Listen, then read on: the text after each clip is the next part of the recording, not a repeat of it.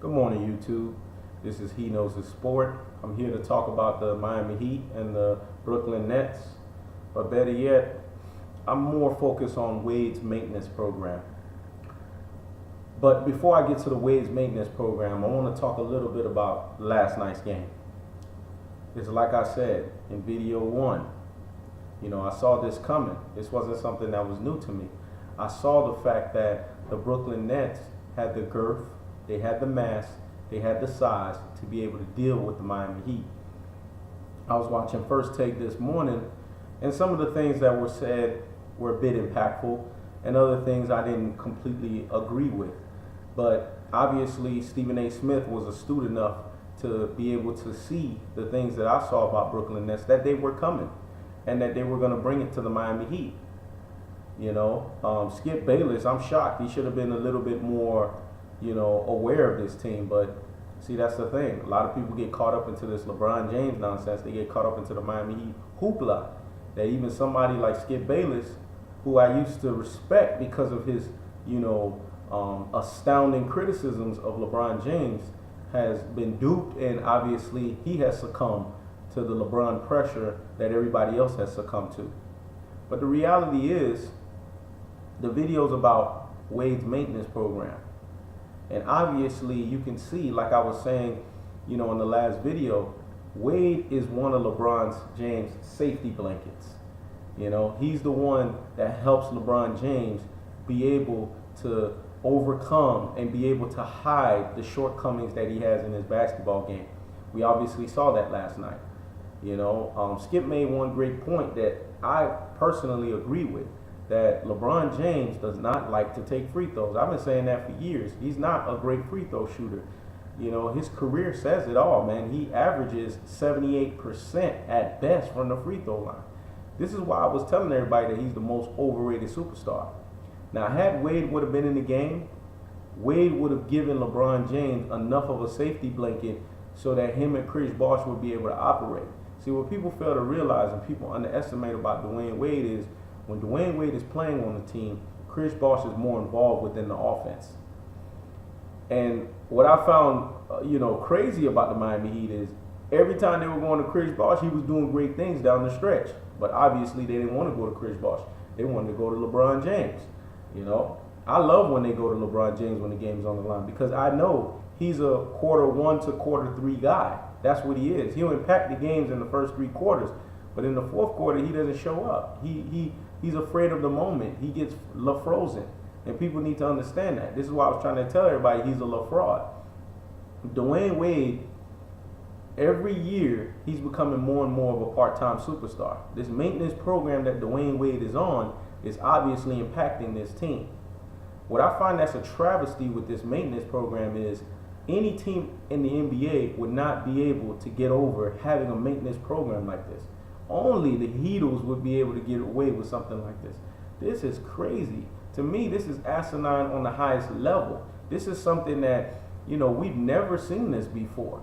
But once again, the Miami Heat, they're the darlings. But see, if Wade was in the game, Wade would have been able to rig up the game. He would have been able to get the cheating calls that he needs, because Wade also gets a lot of cheating calls, and that would have decided the fate for the Brooklyn Nets. The game would have been different. As you see, the outcome was 88-87. But mind you, what's scary about the Nets is, KG didn't play, and you all know how I feel about Kevin Garnett, because he would have neutralized Chris Bosh, and Andre Blatch didn't play. Wade has missed 7 games. That's a pose for concern. I think Wade has missed 26 games. It may be more. Who knows? But them bone-on-bone knees obviously are an issue. Of course, the Miami Heat don't want to talk about that. Of course, the Miami Heat don't want to bring that up. But I don't know why they're paying this guy all of this money. But then in defining moments in games like that, he can't show up. This is the reality. This is what Dwayne Wade has been reduced to. Wade is basically, he doesn't have nobody to blame but himself. He is a sham of himself. And the reason why he is a sham of himself is because he's done something that we've never seen done before in NBA history. How are you an alpha dog? How are you a superstar in the NBA, and then you're going to give up your team to another guy? I don't know. Maybe I'm cut from a different mustard, Maybe I'm an old school guy. Maybe guys might look at me like someone who sees basketball from an old school perspective. But we have never seen this before. We've never seen Isaiah Thomas do this. We've never seen Michael Jordan do this. We've never seen Magics of the world. We've never seen the Larrys of the world. We've never seen this before. This is retarded, you know? Guys, you know, all of a sudden giving up their teams to the next guy. So Wade has nobody to blame but himself. He has been reduced to this role because he gave up his team to LeBron James. To be honest with you, I'm a firm believer that LeBron James is the culprit behind this, because I believe he started it up back in 2011 when they played against the Dallas Mavericks. I mean, Wade was on another tear. People forget Wade nearly averaged 29 points in the finals. This is the same guy in 06 who had the third highest finals average ever in NBA history. He averaged 34.7 points per game. So when it comes to Dwayne Wade's game, I have nothing but pure respect for him. But the reality is, LeBron James has this safety blanket. And the Miami Heat, what they're doing is they're being very slick about this whole Wade's maintenance program. They're setting it up to where they can show that, oh, you know what, D-Wade has these real issues. The only issue that Dwayne Wade has is his bone-on-bone knees. Every other issue is made up. It's fabricated. And see, the only people who allow themselves to be duped by that, and the only people who will not listen to anything and will have a complete biased viewpoint, are those who prescribe to the Miami Heat, those who are true Miami Heat fans, those who are adamant Miami Heat bandwagon fans, because that's really what they are. Once this team breaks up, we will see how many people are going to go for the Miami Heat. I didn't see all of these Miami Heat fans prior to LeBron James showing up on the scene, prior to Chris Bosh showing up on the scene. I didn't see this. But the reality is, I lost all respect for D-Wade. And D-Wade deserves everything that's happening to him right now. From 03 to 08, man, I tell you, Wade was a stellar basketball player. He was a guy who a lot of people were looking at like, you know what? Even though this guy's 6'4", man, he has some MJ-like potential. But Wade messed that up when he allowed LeBron James to team up with him. Like I said before, him and LeBron James has robbed us of competition. People forget when Wade used to play against LeBron, he used to take it to that boy. But obviously now he's in this position. When I look at Wade on the sideline, I'm not convinced.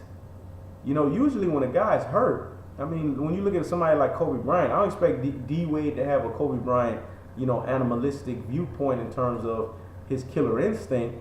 But you got to show that you want to play. At least fake it. D-Wade doesn't even fake it. I mean, he's just putting it out there that, hey, I'm enjoying the fact that I'm in my street clothes. Because every time they show him, whether it's on ESPN, whether it's on TNT, whether it's on NBA TV, you name it, or Sun Sports, Wade is sitting there laughing on the bench, you know, chilling on the sideline, and yet he's supposed to be one of the part-time superstars of this team. Yes, I dare say it like I've said it before, a part-time superstar. But he's not acting like it. He's acting like, you know what, I'm enjoying this little vacation that they're giving me. You know, and this is the problem that I have with this team. When San Antonio, not too long ago, sat out their 3 stars, you know, when they played against the Miami Heat, they only did it for 1 game. And you know what ended up happening? They got fined. But yet, Miami Heat are able to throw all of these, you know, nice terms of D-Wade's injuries, which I don't believe he has all of these injuries, just so that he can sit out and Miami Heat can have an unfair advantage going to the postseason. I can't stand that. This is the reason why I detest everything that this team stands for. Now, let me get one thing, let me let everybody know one thing, and let me make one thing clear. I don't have a problem with the personality of LeBron James. I don't have a problem with the personality of D-Wade. I don't have a problem with the personality of Chris Bosh. They're probably, you know, cool guys to hang out with, probably outside of a basketball court. The issue that I have is, you know, the style that a LeBron James brings to the basketball game, you know, and the fact that, you know, D-Wade is not playing all of these games, you're obviously seeing it now. It's taking a toll on LeBron, because D-Wade was supposed to be LeBron's ultimate safety blanket. Although to me Chris Bosh is the most important player, Chris Bosh's impact of being the most important player hinges upon both LeBron James and D-Wade being on the basketball court. When they're both not on the basketball court, he thereby is neutralized, even without defenses neutralizing him. But Dwayne Wade not playing these games, obviously you can see it's taking a toll on LeBron. And see, one thing I know as I know LeBron James's personality in terms of basketball. When you see, at the post-game comments, the post-game interview, when LeBron James is being interviewed and being asked questions like, oh, is the Nets the most dangerous team? When you see LeBron get sarcastic and tell Craig Sager, oh, get out of here with that. People don't understand. Every time you see LeBron James act sarcastic like that, he is putting it out there that there's a fear. And if nobody knows what I'm talking about, go look at previous videos on YouTube, or go look at previous videos in the past when LeBron James was on Cleveland, and he used to really show his true colors as the LeBust that he was. Every time he was going up against an opponent that he feared, he would dismiss them sarcastically. It's his way of saying that, okay, I know what this team is going to do to me. I know that this team is nothing to play with. So he dismisses them so that he could try to look good, and he could try to have these LBJ quote-unquote fans, try to say, oh, LeBron ain't not stunting this. But in reality, he's scared to his bones. The Brooklyn Nets have proven, like I said, what they would do. They are a matchup nightmare. The difference between them and the Chicago and Indiana is that Brooklyn Nets can score the basketball. I told you, Paul Pierce is the truth. I told you, Joe Johnson is ISO Joe. And like I was saying, Sean Livingston is the biggest X factor. What was he doing early in the game? He was backing down Mario Chalmers. He was backing down Norris Cole, like I said he would. But that Marcus Thornton, that's one guy I forgot. Because I remember back in the days, see, a lot of people don't know that, but I'm a Lakers fan, I remember back in the days, when he used to take it to Kobe Bryant. I mean, my goodness, boy, him and Kobe, they used to go at it. So I know what Marcus Thornton brings to the table, because I remember him from the Sacramento days. And I knew them getting rid of Jason Terry, who really is a shell of himself, and bringing in a guy like Marcus Thornton would be a thorn in their thistle. The issue is, D. Wade would be guarding a guy like that. And with Dwayne Wade having these bone-on-bone issues, we don't know what to expect from him. This is why I said that the Miami Heat will lose if they play against the Brooklyn Nets. Because not only do they have to worry about the fact that what is Wade's status in terms of his bone-on-bone knees, they also have to worry about the fact that Wade may not be able to deliver the goods like he was able to do in the past to be able to help the Miami Heat get over the hump. LeBron James, when you see LeBron James pouting and having an attitude, he's not having an attitude because the Brooklyn Nets beat him. He's having an attitude because D. Wade wasn't there to save his butt. And see, this is what I was trying to tell people for years. I told everybody, this matrimony that LeBron James and D. Wade have, this whole man crush that they had together, eventually it was going to die out. And we're starting to see the beginning signs of the end. We're starting to see LeBron James set up his exit strategy for him. Now, if the Miami Heat doesn't win, what's going to end up happening is D. Wade is going to be the fall guy. Because you know what they're going to say? Dwayne Wade was not playing. So hence this maintenance program that's supposed to be beneficial to D. Wade and help him so that he can deliver in the postseason is going to also be at the same time, if the Miami Heat doesn't win, a detriment. So D. Wade, he's been set up. It's sad, but Pat Riley put him on the stick, And the reason why I'm saying that is because when the three of those guys got together, it was sold to Dwayne Wade that he would be the Kobe Bryant, LeBron James would be the Magic Johnson, and Chris Bosh would be the Kevin Garnett. See, a lot of people don't do that, but if you do your homework, you would know that these things were the schemes and the gimmicks of a mafia type like a Pat Riley. This is how he does business. And when I say mafia type, please don't get what I say misinterpreted. I'm talking about in terms of the way that he has this loan shark ability to put things together from a GM aspect. But the reality is, Dwayne Wade got set up because this was the same guy who Pat Riley looked at as the BIW. But see, a lot of people don't know that. See, I'm born and raised in Miami, from Miami, so I can tell you a thing or two of what BIW means when Pat Riley said that to Dwayne Wade. It meant best in the world. Dwayne Wade went from that term to now Pat Riley has now given that term to LeBron James, to where Dwayne Wade has become, like I said, a part-time superstar with him being on a maintenance program. This is what he's been reduced to. He is not even a Scottie Pippen of the team. He's been reduced to a poor man Scottie Pippen, all on his doing. Because like I said, we've never seen a superstar of that magnitude be an alpha dog and put up the performances that a Dwayne Wade has, and then to have to give up his team to a LeBron James. Come on, man. That's all Pat Riley behind the works. People got to pay attention to that stuff. But the reality is, D Wade is going to be the defining player. Although Chris Bosh is the most important player, D Wade is going to be the defining player that's going to decide the Miami Heat. The Miami Heat goes as far as Dwayne Wade takes them.